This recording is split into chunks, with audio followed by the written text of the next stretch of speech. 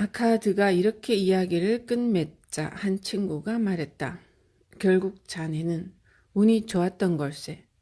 아카미 씨가 자네에게 상당한 유산을 물려주었으니까 말일세. 그럴까? 내가 그를 만나기 전부터 부자가 되겠다는 꿈을 가졌다는 점에서는 운이 좋았다고 말할 수 있을 걸세. 하지만 4년 동안 내가 번 돈에서 10분의 1을 착실하게 저축하면서 보여주었던 내 단호한 결심은 어떻게 설명하겠나? 오랫동안 물고기의 습성을 연구한 덕분에 그물을 던질 때마다 그물을 가득 채우는 어부를 그저 운이 좋은 어부라고만 말하겠나? 기회는 준비되지 않은 사람에게는 찾아오지 않는 오만한 여신일세. 다시 말해서 기회는 준비된 사람에게만 찾아오는 법이지. 다른 친구가 말했다. 그래. 자네는 1년 동안 모은 돈을 허망하게 날려버린 후에도 좌절하지 않는 굳센 의지를 보여주었네. 그래, 자네는 남다른 의지력을 가진 친구야. 아카드가 말했다. 의지력이라 말했나? 하지만 의지력이 전부는 아닐세. 의지력이 강하다고 낙타가 짊어질 수 없는 짐을 짊어질 수 있겠나? 황소가 끌 수 없는 짐을 끌 수 있겠나? 의지력은 자네들이 성취하려는 목표까지 줄기차게 매진하겠다는 단호한 결심에 불과한 것일세. 나는 아무리 사소한 것이라도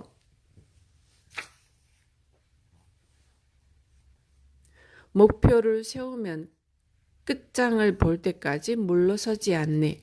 사소한 일도 완벽하게 해내지 못하면서 어떻게 중요한 일을 처리할 수 있겠나. 언젠가 나는 이런 결심을 했네. 앞으로 100일 동안 이 다리를 건널 때마다 조약돌 하나를 집어 강에 던지리라. 그리고 결심한 바로 그날부터 그대로 실천했네. 그런데 7일째 되는 날 나는 무심코 그 다리를 건너고 말았네. 그때 내가 어떻게 했을 것이라 생각하나? 내일 조약돌 2개를 던지면 똑같잖아. 오늘은 그냥 넘기자고 이렇게 했으리라 생각하나? 아니었네. 나는 발걸음을 되돌려 조약돌을 집어서 강에 던졌네. 20일째 되던 날 문득 이런 생각이 들더군. 아카드야, 쓸데없는 짓이야. 매일 조약돌을 강에 던진다고 무엇이 달라지겠나? 그냥 조약돌을 잔뜩 집어서 강에 던지면 끝나잖아. 하지만 나는 그런 유혹에 흔들리지 않았네. 일단 목표를 그렇게 세웠기 때문에 그대로 밀고 나아갔네. 그리고 나는 실현 가능성이 없는 어려운 일은 시작조차 않으려고 했었네. 쓸데없는 고생을 하고 싶지 않았으니까. 이번에는 다른 친구가 물었다. 자네 말이 사실이라면 자네가 말한 대로 부자가 되는 길이 그다지 어렵지 않고 간단한 것이어서 누구라도 해낼 수 있는 것이라면 세상에는 부자가 넘쳐 흘러야 되는 것이 아니겠나? 하지만 현실은 그렇지 못한 이유가 무엇이라 생각하나? 아카드가 대답했다. 우리가 땀을 흘리는 곳에서 대재산이라는 나무가 자라는 법이네. 가령 어떤 부자가 멋진 저택을 짓는다면 그가 대가로 지불한 돈이 어디로 가겠나? 벽돌상인이 그 몫을 챙길 테고 인부가 그 몫을 챙길 거네. 물론 예술가도 한 몫 챙기겠지.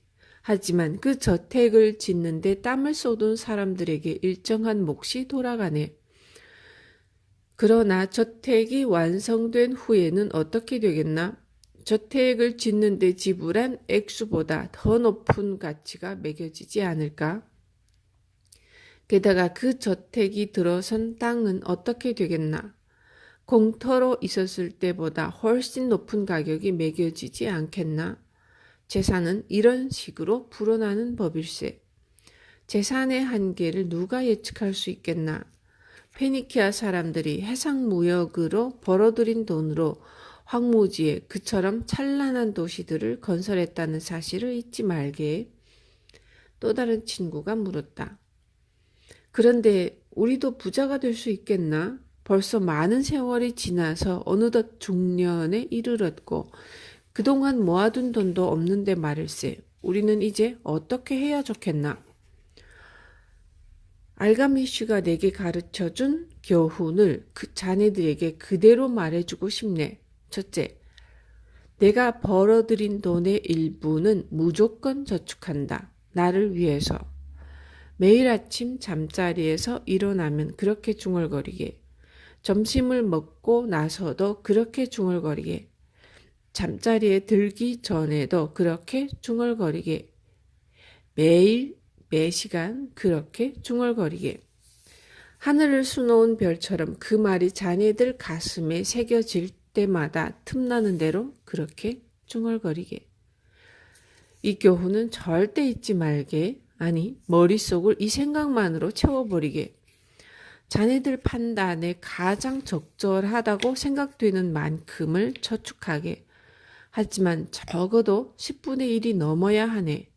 필요하다면 소비 습관을 바꾸게. 돈이 생기면 가장 먼저 10분의 1을 떼어서 어딘가에 모아두게. 그렇게 한다면 자네만이 알고 있는 보물을 가졌다는 생각에 가슴이 뿌듯해질 걸세. 돈이 한 푼씩 늘어날 때마다 자네 기쁨도 그만큼 늘어날 걸세. 삶의 새로운 활기를 되찾게 될 걸세. 더 많은 돈을 벌어야겠다는 의욕에 즐겁게 일할 수 있을 걸세. 하지만 늘어난 수입에 대해서도 똑같은 비율로 저축하겠다고 생각하지는 않겠지.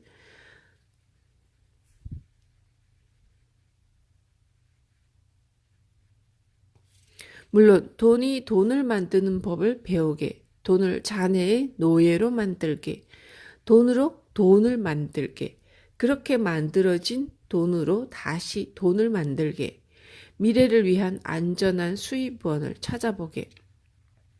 주변의 노인들을 눈여겨보게나. 자네들도 언젠가 노인이 된다는 사실을 잊지 말게. 행복한 노년을 보내고 싶다면 지금부터라도 모은 돈을 안전한 곳에 투자하게. 지나친 고리를 약속하는 사람들의 유혹에 넘어가지 말게나. 그런 사람들은 10중 8구 사기꾼이니까.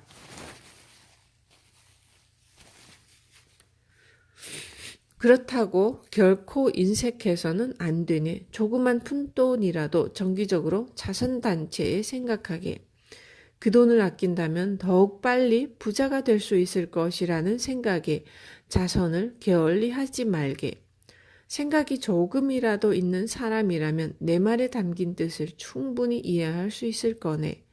그리고 합당한 사람에게 조언을 구하게나. 하루 일과가 돈을 다루는 것이 직업인 사람에게 조언을 구하게. 내가 벽돌 상인인 아즈무르에게 보석에 대한 판단을 맡겼던 것처럼 엉뚱한 사람에게 조언을 구해 낭패를 볼 수야 없지 않은가. 따라서 수익이 적더라도 안전한 곳에 투자하는 것이 가장 바람직한 방법이라 생각하네. 이 땅에서 사는 동안이라도 즐겁게 살아야 되지 않겠나? 따라서 지나치게 많은 돈을 저축하겠다고 결심하고 궁핍하게 살지는 말게. 총 수입에서 10분의 1 이상을 저축할 경우 생활에 큰 불편을 초래한다면 그저 10분의 1을 저축하는 것에 만족하게.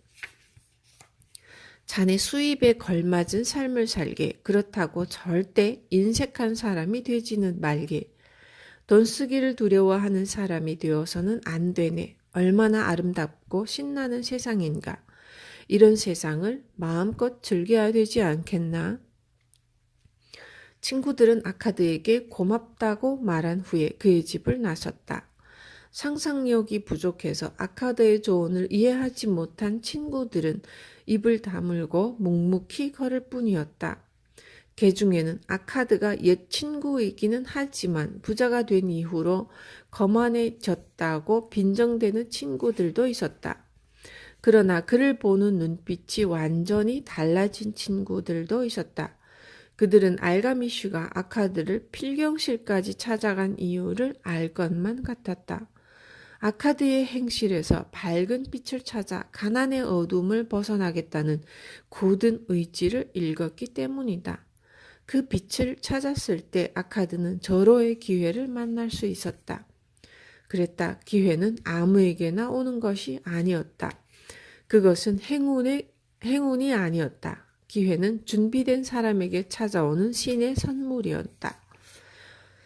이렇게 생각한 친구들은 그 이후에도 기회가 닿을 때마다 아카드를 찾아 조언을 구했다. 아카드는 그들을 반갑게 맞아주며 조언을 아끼지 않았고 알가미씨가 그에게 가르쳐준 지혜와 그가 살면서 터득한 지혜를 아낌없이 친구들에게 나눠주었다. 또한 친구들이 모은 돈을 안전한 곳에 투자하도록 도와주었다. 덕분에 그는 힘겹게 모은 돈을 잃지 않았고 배당금을 나눠주지 못하는 곳에 돈을 묵히지 않을 수 있었다. 알가미슈가 아카드에게 그리고 아카드가 그들에게 전해준 진리를 깨달았던 그날이 친구들에게는 가난을 털고 일어나 부자의 길로 들어선 전환점이었다.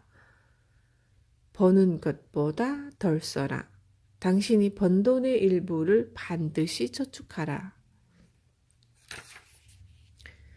얄팍한 지갑에서 벗어나기 위한 7가지 비결.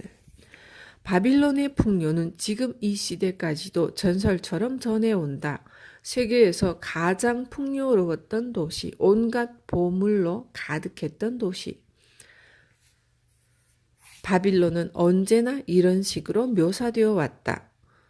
그러나 전설처럼 바빌론이 항상 풍요로웠던 것은 아니다. 바빌론이 풍요를 누릴 수 있었던 것은 그 시대를 살았던 사람들이 보여준 지혜 덕분이었다.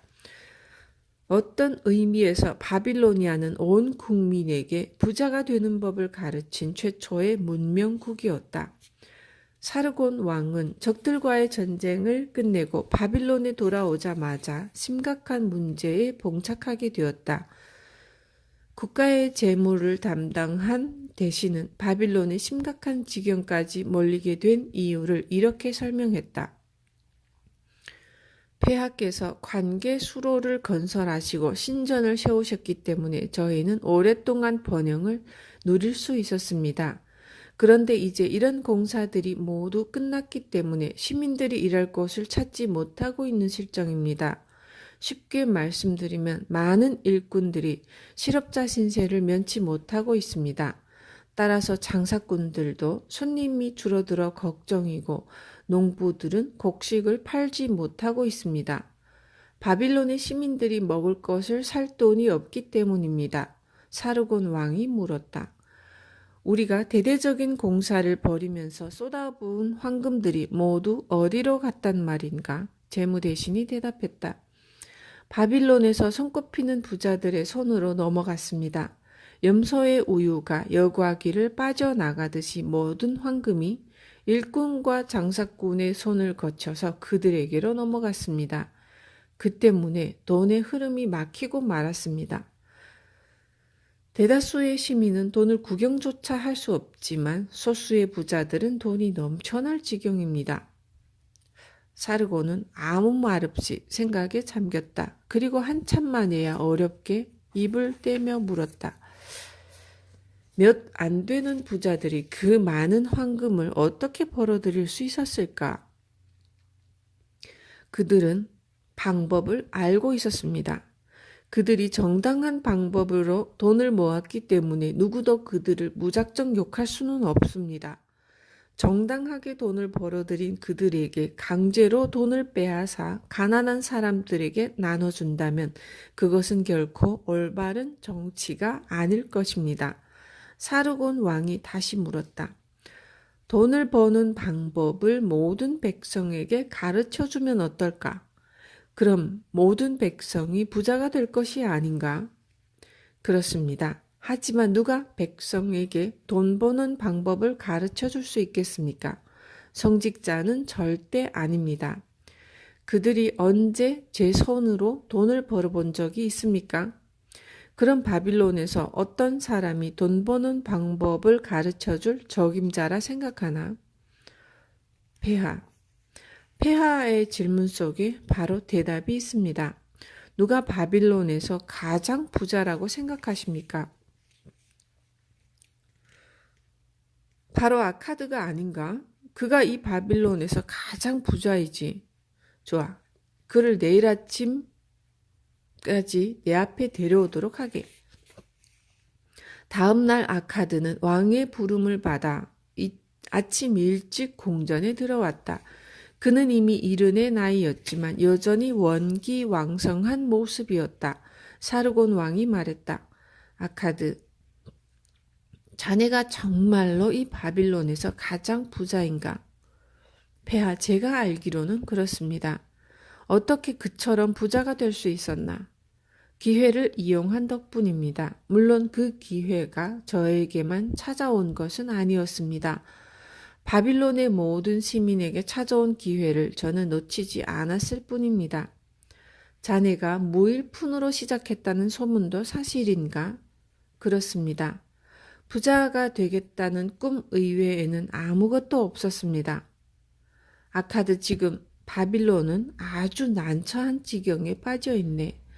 자네처럼 돈 버는 방법을 알고 있는 몇몇 부자들이 돈을 거의 독점하고 있기 때문일세.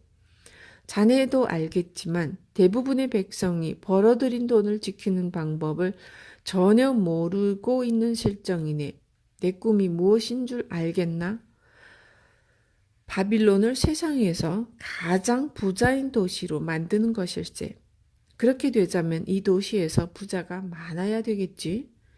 그러니까 모든 백성에게 부자가 되는 방법, 즉 돈 버는 방법을 가르쳐주고 싶네. 아카드, 솔직하게 말해주게. 돈을 버는데 어떤 비결이라도 있는가?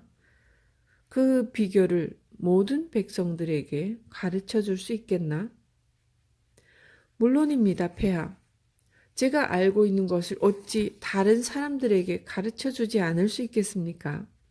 사르곤 왕이 눈빛을 반짝이며 말했다. 고맙네. 내가 듣고 싶었던 답일세. 자네가 이 일을 맡아줄 수 있겠나? 자네가 알고 있는 것을 학교의 선생들에게 가르쳐주고 선생들의 내 땅의 방방곡곡을 돌아다니며 온 백성에게 그 지식을 가르쳐줄 사람들을 훈련시킨다면 내 꿈을 이룰 수 있을 것 같구먼. 아카드는 허리를 깊이 숙이며 대답했다. 폐하의 말씀대로 하겠습니다. 제 동포와 폐하의 영광을 위해서 제가 알고 있는 모든 것을 기꺼이 나눠주겠습니다. 재무대신께 부탁드리겠습니다. 100명이 들어갈 수 있는 교실을 준비해 주십시오. 제 지갑을 두툼하게 해준 7가지 비결을 그들에게 가르치겠습니다. 보름 후 왕의 명령에 따라 신중히 선발된 100명이 배움의 전당이란 교실에 모였다. 아름답게 채색된 의자들이 강단을 바라보며 반원형으로 놓여 있었다. 아카드는 조그만 탁자 옆에 앉아 있었고 탁자 위로 놓인 향로에서는 머리를 맑게 해주는 향이 피어오르고 있었다. 아카드가 의자에서 일어서자 한 사람이 옆 사람을 팔꿈치로 슬쩍 찌르며 작은 소리로 말했다. 바빌론에서 제일 가는 부자라고 해야 별것 없잖아. 우리와 별로 다를 바가 없어. 아카드가 강연을 시작했다. 위대한 사르곤 왕의 충성스러운 신하로서 나는 여러분 앞에 섰습니다. 나는 옛날에는 나도 황금을 꿈꾸었던 가난한 젊은이에 불과했지만 황금을 벌어들이는 지혜를 깨달은 덕분에 사르곤 왕은 내 지혜를 여러분에게 나눠주기를 원하셨습니다. 나는 아주 보잘것없이 시작했습니다. 여러분, 아니 바빌론의 어느 시민보다도 특별히 나을 것이 없었습니다. 달아빠진 지갑이 내게 소중한 보물창고였습니다. 그러나 거의 텅 비어있는 지갑이 나는 지긋지긋하도록 싫었습니다. 나는 그 지갑을 황금으로 가득 채우고 싶었습니다. 그 얄팍한 지갑을 두툼하게 만들어줄 수 있다면 어떤 일이라도 해내겠다고 결심했습니다. 그리고 7가지 비결을 찾아냈습니다. 지금 이 자리에 모인 여러분에게 그 7가지 비결을 설명해 드리려 합니다. 얄팍한 지갑을 두툼하게 만드는 비결입니다. 여러분을 부자로 만들어줄 비결입니다. 앞으로 1회 동안 하루에 하나씩 여러분에게 그 비결, 여러분을 가난에서 벗어나게 해줄 치유책을 설명드릴 생각입니다. 내가 오늘부터 가르칠 지혜에 귀를 기울이십시오. 조금이라도 의문이 생기면 주저 말고 질문하십시오. 그리고 여러분의 삶을 돌이켜볼 기회를 가지십시오. 내가 여러분에게 가르치는 교훈을 여러분의 머리와 가슴에 철저하게 새기십시오. 그때서야 여러분의 지갑에 부의 씨앗을 뿌릴 수 있는 것입니다. 먼저 여러분이 그 씨를 제대로 뿌려야 합니다. 그리고 남부럽지 않은 부자가 되어야 합니다. 그래야 바빌론의 모든 시민들에게 부자가 되는 길을 가르쳐 줄 수 있지 않겠습니까?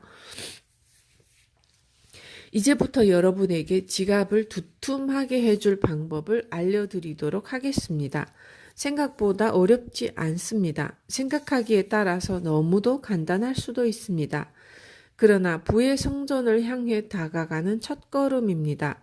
첫걸음을 떼지 않고서 어찌 먼 길을 갈 수 있겠습니까? 이제 첫 번째 비결부터 살펴봅시다.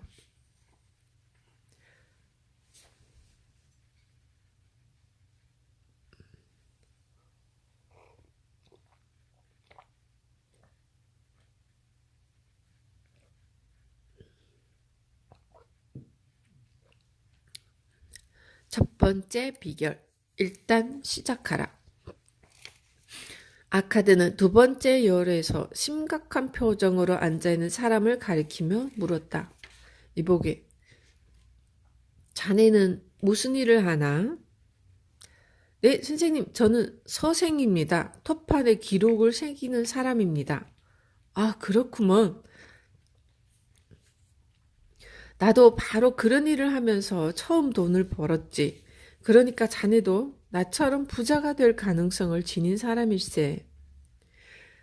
이번에는 훨씬 뒤쪽에 앉은 혈색 좋은 사내를 가리키며 아카드가 물었다. 자네는 어떤 일로 밥벌이를 하는가? 네, 저는 백정입니다. 시골 사람들이 키우는 염소를 사서 도살한 다음에 고기를 주부들에게 팔고 가죽은 구두 만드는 사람들에게 팝니다.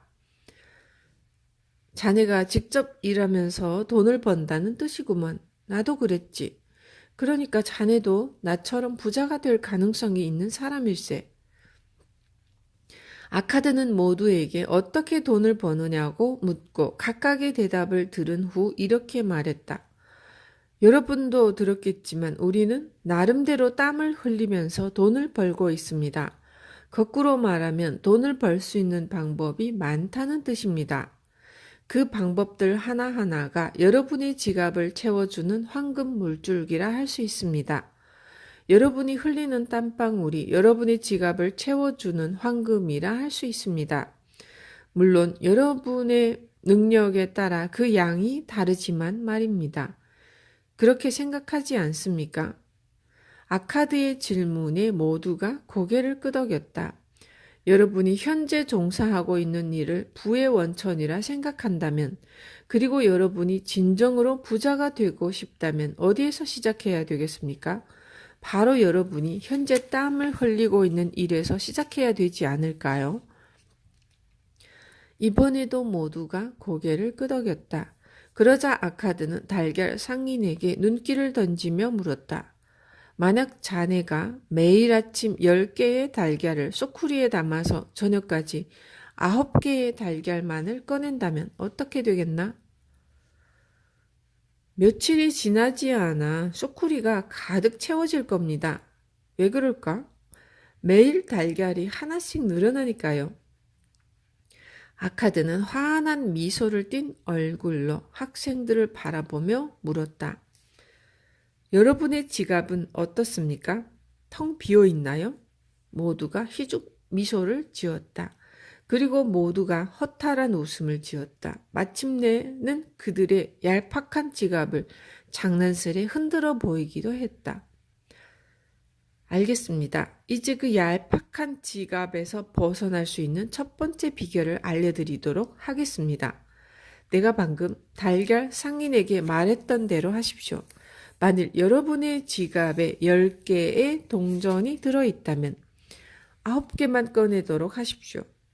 이렇게 한다면 여러분의 지갑은 금세 두툼해질 겁니다. 지갑이 안겨주는 그 묵직한 느낌이 여러분을 곧 기분 좋게 해줄 겁니다. 그리고 여러분의 영혼까지 만족시켜 줄 겁니다. 이 방법이 너무나 간단하다고 생각하나요? 하지만 그렇게 우습게 생각하지 마십시오. 진리는 언제나 간단하고 단순한 것입니다. 내가 어떤 상태에서 시작했는지 이미 말씀드렸습니다. 처음에는 나도 여러분과 마찬가지였습니다. 욕망을 채워주기에는 한없이 부족한 내 얄팍한 지갑을 원망하기도 했습니다. 하지만 내 지갑에서 10분의 9만 꺼내 쓰기 시작하면서 나는 부자가 될 수 있었습니다. 여러분이라고 못할 이유가 있겠습니까? 아주 이상한 이야기를 하나 해드리겠습니다. 나는 내 수입의 10분의 9만으로 살았지만 생활은 예전과 달라지지 않았습니다. 오히려 예전보다 궁핍하지 않았습니다. 그때부터 돈을 훨씬 쉽게 벌 수 있었습니다. 그 이유가 무엇인지는 모르겠습니다. 어쩌면 신의 법칙일지도 모르겠습니다. 수입의 일정 부분을 쓰지 않고 저축하는 사람에게는 돈도 쉽게 벌립니다. 그러나 지갑이 텅 비어 있는 사람에게는 황금마저도 피해서 달아납니다. 여러분이 가장 바라는 것이 무엇입니까? 보석과 멋진 옷, 맛있는 음식처럼 순간적으로 여러분에게 만족감을 주고 이내 덧없이 사라지고 잊혀지는 것들입니까? 아니면 황금과 땅과 양떼처럼 끊임없이 수입을 보장해주는 알찬 재산입니다.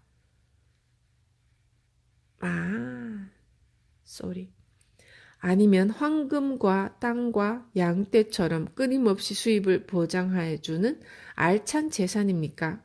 명심하십시오. 여러분이 지갑에서 꺼내 쓰는 돈은 첫 번째 것을 주겠지만 지갑에 남아있는 돈은 두 번째 것을 주게 될 것입니다.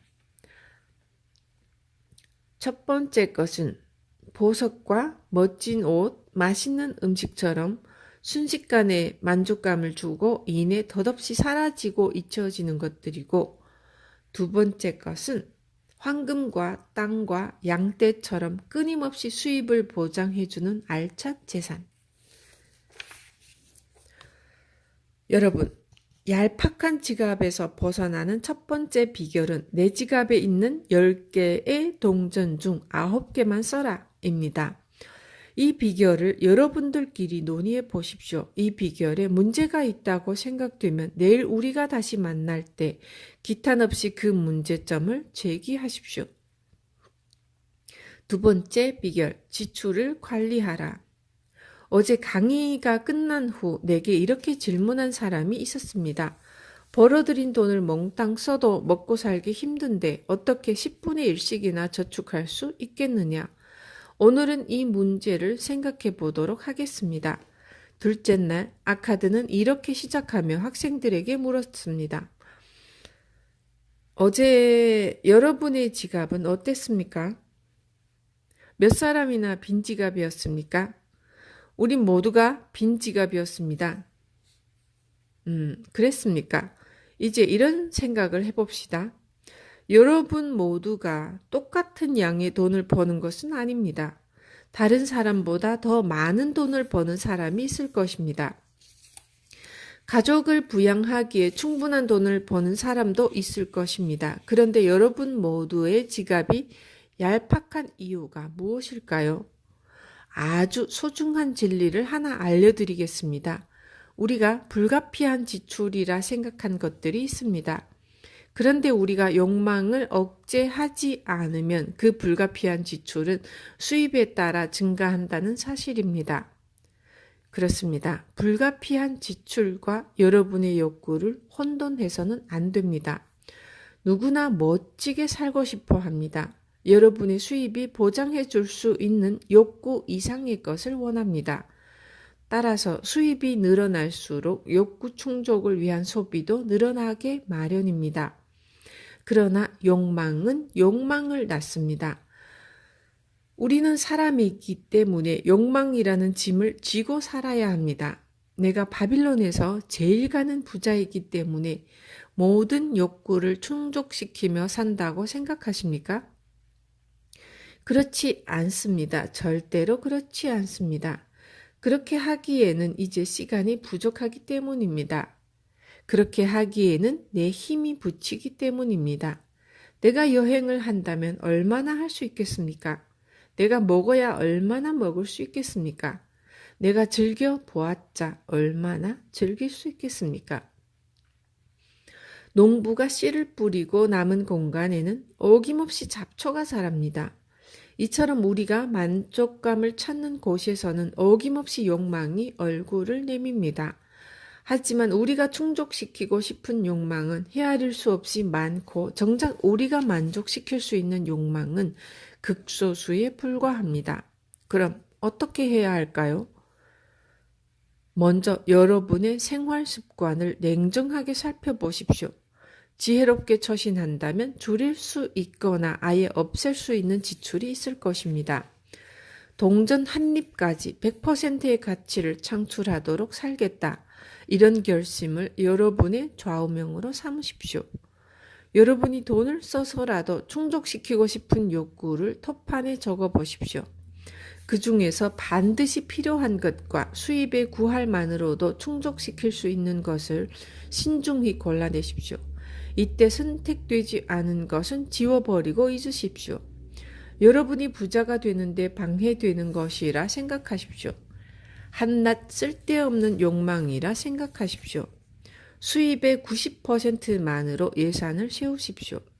여러분의 지갑을 살찌워줄 나머지 10분의 1은 절대 건드리지 마십시오. 여러분이 반드시 충족시켜야 할 욕망이 있다면 바로 이것입니다. 수입의 일할은 절대 건드리지 않겠다. 수입의 구할로 짠 예산에 맞춰 생활하십시오. 그때서야 여러분의 지갑도 두툼해질 수 있을 것입니다. 아카드가 이렇게 말하자 꽤 화려한 옷을 입은 사내가 벌떡 일어나 말했다. 저는 노예가 아니라 자유인입니다. 이 세상에 널려있는 좋은 것들을 마음껏 즐길 권리가 있다고 생각합니다. 그런데 어떻게 예산의 노예가 될 수 있겠습니까?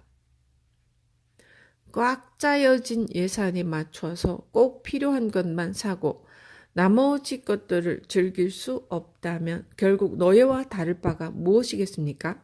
저는 즐거운 삶을 살고 싶습니다. 저는 무거운 짐을 의무적으로 짊어져야 하는 노새가 아닙니다. 마음껏 자유를 누리며 살고 싶습니다. 아카드가 이내 대답했다. 이보게, 자네 예산을 누가 짜는가? 그거야 당연히 제가 짜죠. 만약 사막을 횡단해야 하는 노새가 스스로 짐을 꾸린다면 보석과 황금덩이와 값비싼 용단을 먼저 생각하겠나? 아니면 먹을 것과 마실 물을 먼저 챙기겠나? 예산을 짜는 목적은 지갑을 살찌우기 위한 것일세. 자네에게 반드시 필요한 것을 먼저 장만하고 그렇게 하고도 여유가 있을 때 다른 욕망을 채우는 합리적인 삶을 위한 것일세. 덧없는 순간적인 욕망을 애초부터 제거함으로써 자네에게 가장 소중한 욕망이 무엇인지 깨닫게 해주는 것일세.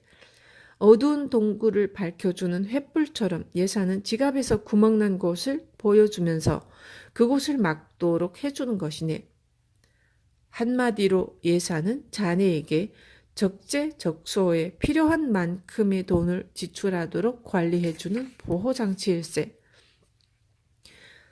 이렇게 대답하고 아카드는 학생들에게 눈길을 돌리며 결론지어 말했다. 이제 얄팍한 지갑을 두툼하게 해주는 두 번째 비결을 정리해 봅시다. 수입의 90% 내에서 예산을 짜십시오. 그 범위 내에서 반드시 필요한 것을 구입하고 남은 돈으로 삶을 즐기십시오. 그것도 보람 있는 일에 말입니다. 예산이 여러분의 지출을 관리해 준다는 사실을 잊지 마십시오.